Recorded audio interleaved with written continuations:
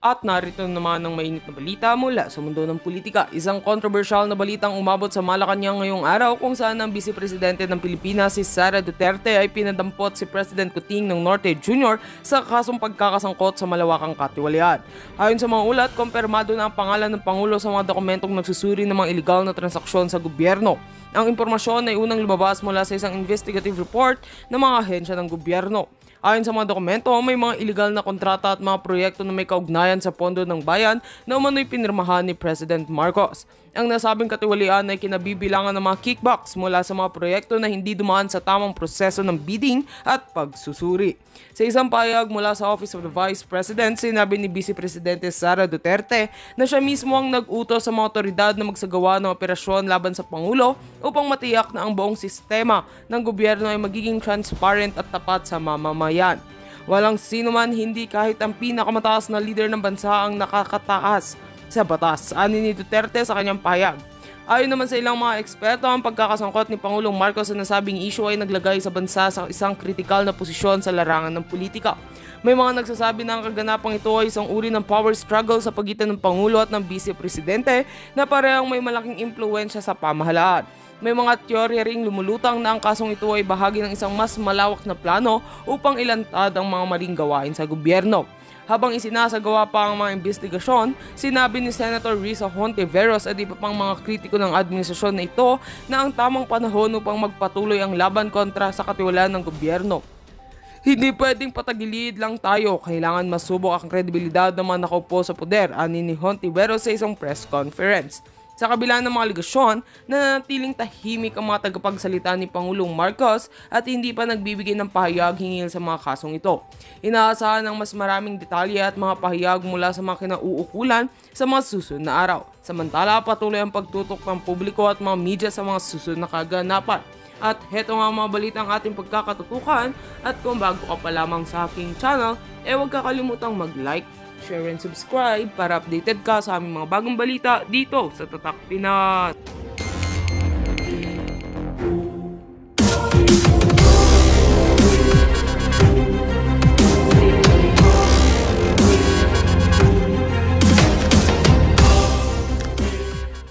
Tribute yan sa pagbibigay na security. Mag-ambag-ambag na kaming kunting halaga para pang sweldo kasi pinost mo man na walang sweldo ito, bayanihan lang.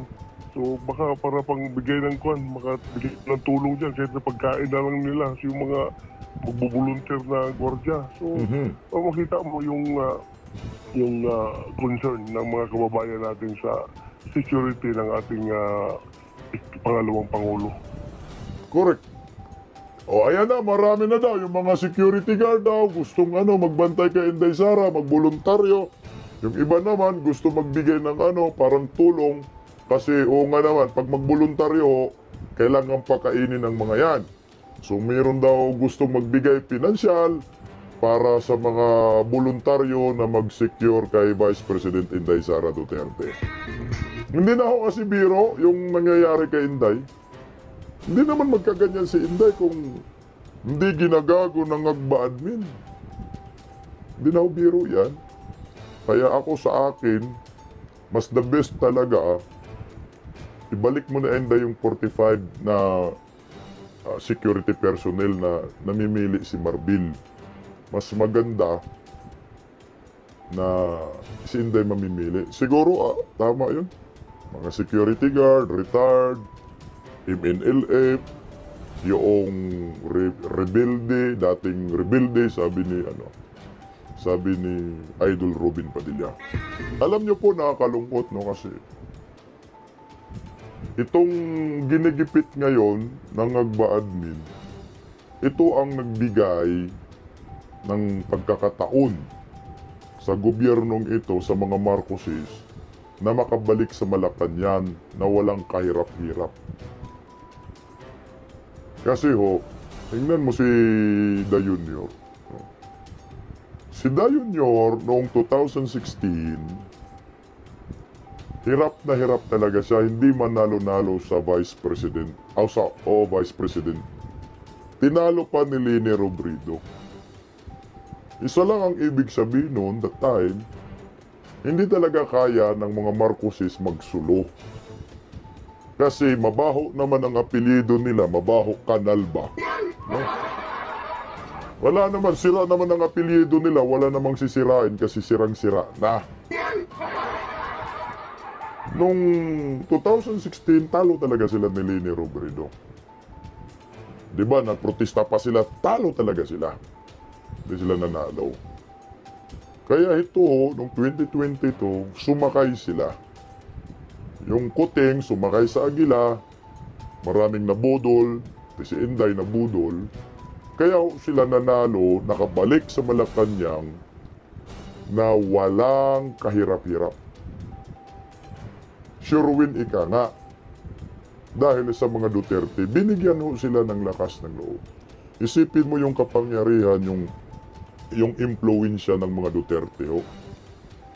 Malawak, matindi. Kasi kung hindi matindi ang impluensya ng mga Duterte, yung pamilyang Marcos kasi, sira na yan. Bulok na yan. Kung saging pa yan, bulok na, hindi na yan makain. May mga uod na yan ang apelido nila. Dahil sa sobrang lawak ng impluensya ng mga Duterte at mataas ang approval rating ng previous admin, Duterte, Tatay Digong, nahatak sila. Na kahit bulok na yung apelyido nila, bulok na, inuud na, yung saging, di ba, bulok na, inuud na, inaamag na hindi na pwedeng kainin, ay putsa, nakain pa. Ganon kalakas ang mga Duterte. Nakain pa ng taong bayan ang bulok na apelyido. Isipin nyo yan. Bakit nakain? Dahil sa mga Duterte, ganun yung impluensya. Nagtagumpay nga. Ngayon, pagkatapos magtagumpay ang mga ugag, ayan, ito na ang sitwasyon natin ngayon ni Inday Sara. Ginigipit, nilagay sa alanganin yung kaligtasan ng kanyang pamilya. Pero hito, yung taga Davao, hindi naman ho sila papayag. Basta-basta na lang may mangyaring hindi maganda kay Vice President Inday Sara Duterte. Pakinggan po natin yung Vice Mayor ng Davao. Sayang na walay session ng Gudron, but I'm sure there will be something on the works. We will still discuss, but right now we're not able to talk about that because today is the 5th Tuesday of the month. We only have session every 4 Tuesdays lang. So excess Tuesday ito ngayon. That's why I took the opportunity to have a media tour. Kasi schedule niya na ngayon nasa Sangguniang. If we do this another day, I'll have to call you out and meron na kayo schedule sa inyo. Sira ang schedule. So ako na nag-adjust para sa inyo. Sir, on a personal note, sir. On a personal note, sa imong comments, sir, regarding sa ginawa ni PNP Chief Margil and PNP Sara with the open letter of the Vice President, former Mayor. Well, based on the open letter, I think very clear naman yung nangyari. So I will support the comment, support the stand of the PNP on this.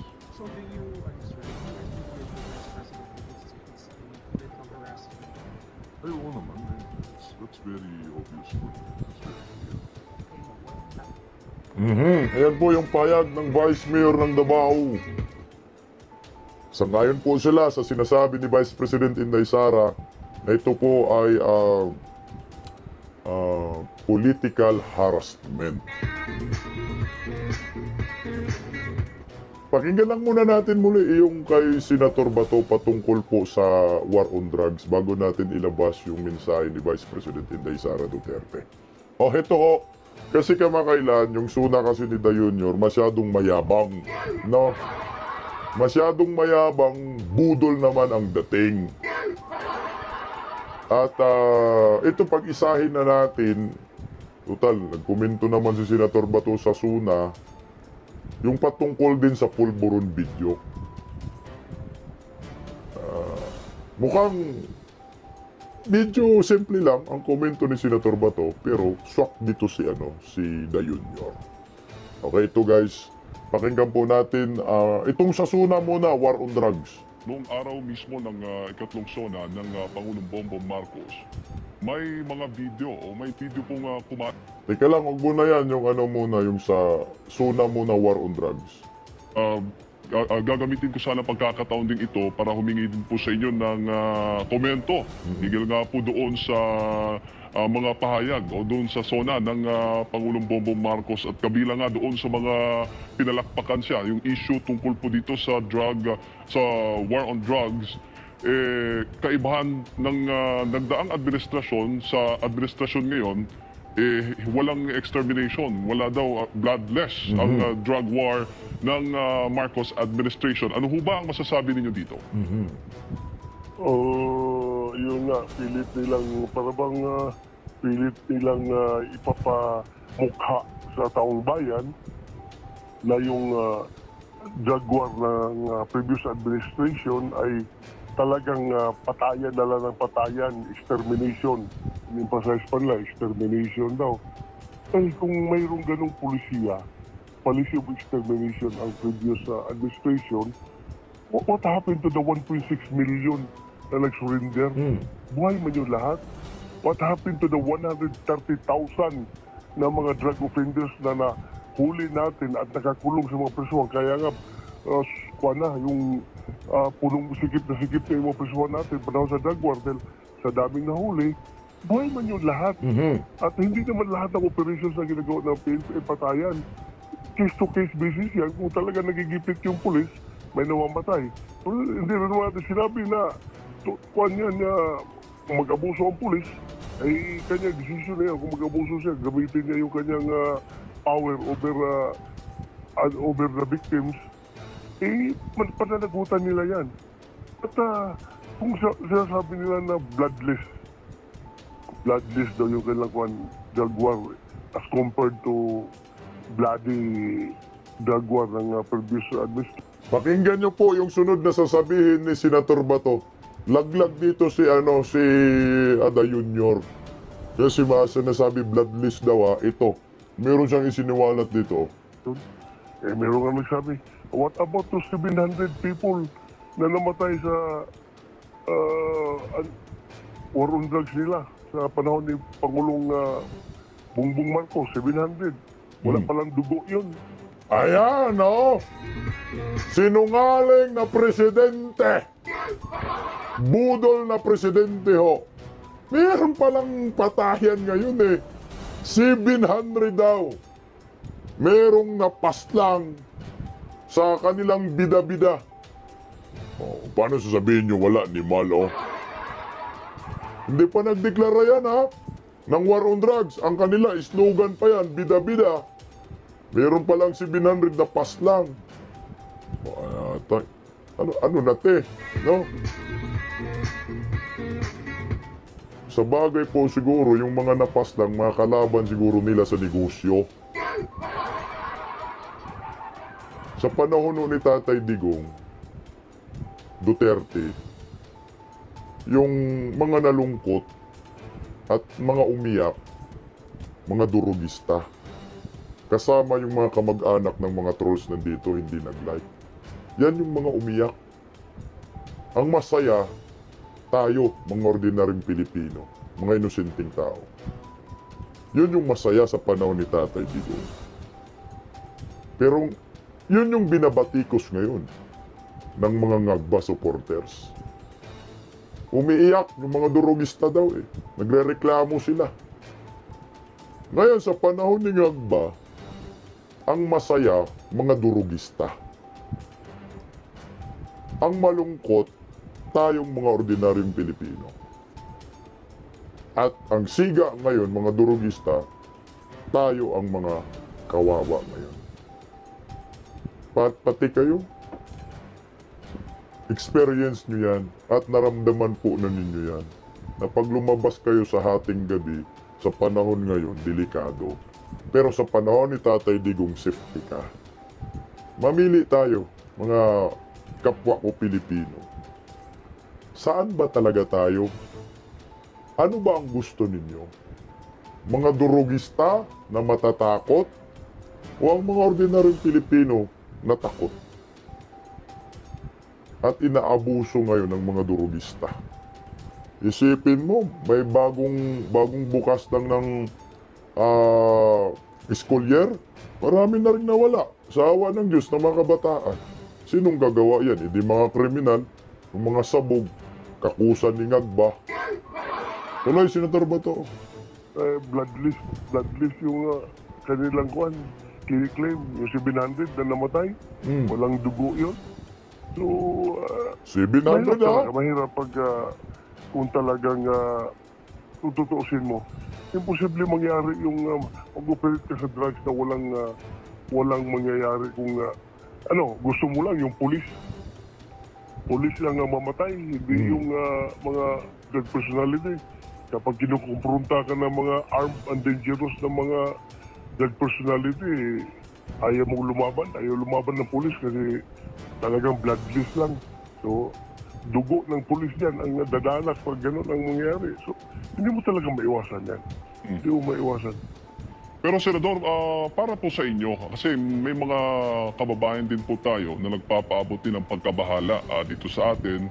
Kayo rin ho ba ay nababahala na dumarami yung mga gumagamit ng illegal na droga ngayon? Wala pa akong natanong ng mga local chief executives, no? From barangay captain to mayors to governors. Halos lahat na nakausap ko. Walang ibang sagot sa akin kundi andyan na naman sila, sir. Bumabalik na naman sila. Sana sir, balik ninyo yung tukhang ninyo. Dahil andyan na naman sila.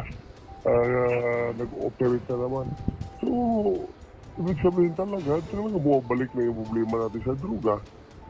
No less than the people from the ground, from barangay captain, ay nagsasabi na gano'n talaga. Bumabalik na. So, huwag tayong magbubulag-bulagan. Huwag tayong magpapasatisfy sa mga beautiful words na bloodless, na ibibi mo yung gusto mo, ibibi mo yung mga kriminal na yan, ibibi mo yung mga drug personalities na yan. Paano mo gawin yan? So, ganun talaga. Worried tayo. As chairman of the Senate Committee on Public Order and Dangerous Drugs, makakarinig tayo na ganung mga reports from people on the ground. Worried talaga tayo at nasasayangan tayo sa effort na ginawa natin during the past administration. Sayang yung momentum ba? Correct. Alam niyo po mga kabistak, yung sinasabi ni Senator Bato na sayang at nagsasabi na bumabalik na naman, yan talaga yung sentimento ng mga ordinaryong Pilipino. Kahit po kahit po kayo ay magtatanong sa labas, huwag na tayo magbulahan kasi iyan pa naman yung hindi ayaw marinig ng mga Ngagba supporters. Totoo naman talaga. Huwag ninyong dayain yung mga sarili ninyo. Na kayo rin po mismo, saksi kayo sa inyong mga mata, sa inyong mga barangay, na nagsibalikan ang mga durugista. At sayang yung nasimulan ng Duterte admin. Mahirap kaya magsimula, sugpuin yung mga durugista, buhay kapalit yan kailangan tapang ka. Hindi man ipinagpatuloy ni Da Junior. Hindi man itinuloy-tuloy yung mahirap na ginawa ni Tatay Digong. Hindi man siya naghirap mag-umpisa. Si Tatay Digong naman, ang gagawin na lang sana niya, pagpatuloy na lang, simple na lang. Sundin mo na lang yung pagpapatupad ng Duterte admin. Ang problema nga, hindi pinagpatuloy, kaya ang resulta mga kabistak, nagsibalikan. Paano hindi magsibalikan? Mismong panggulo may issue sa pulburon. Ibalik yung tukhang. Katukin mo yung Malacanang.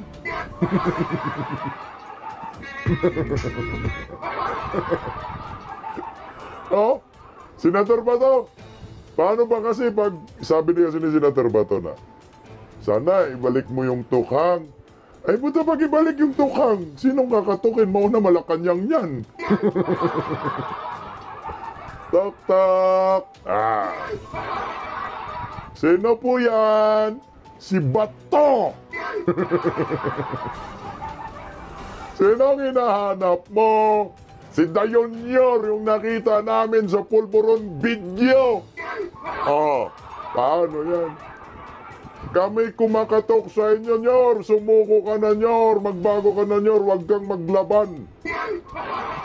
Pag maglaban ka, Nyor, yari ka, Nyor. O, ibalik. Puta, matukhang talaga. Hindi, ari paano, hindi babalik. Nakita niya mga classmates. Nandun yung amo sa Malacanang. Ay, nandun yung kabaro. Idol! Idol, presidente ka na, Idol. Dati, Idol, ha? Magkasama lang tayo, Idol, sa ano, ha? Sa supsupan lang, ha? Kaya naglakas ng loob ang mga animal. Sabi ni Ate Cherito sa akin, sana magkatotoo. Magkatotoo yan, pag si Inday Sara maging presidente, tutukhangin talaga kayo. Ito. Pakinggan niyo ba? Yung komento ni Senator Bato patungkol sa... Ito ba yun? Gagamitin ko sa... Teka lang. Patungkol sa pulburon video. Alam mo itong pulburon video kasi, dapat araw-arawin ito ng mga balagers eh.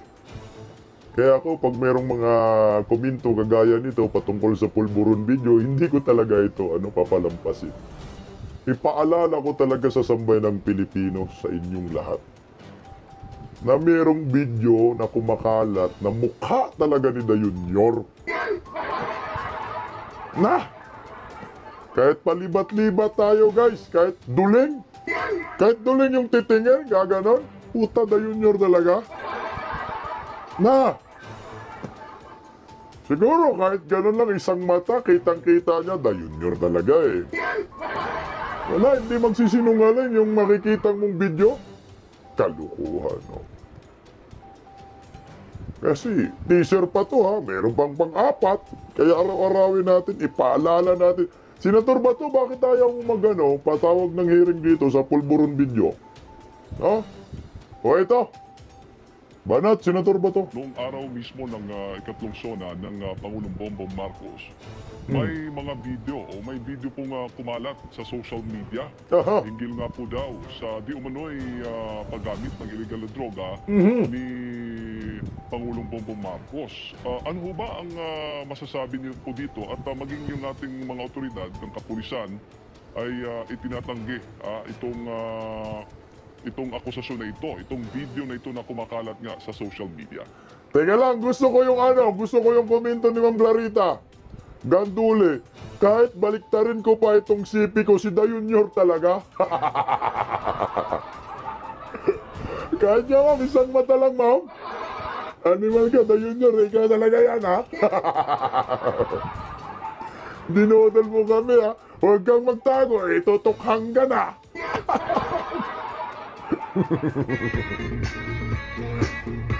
Ito, talay natin.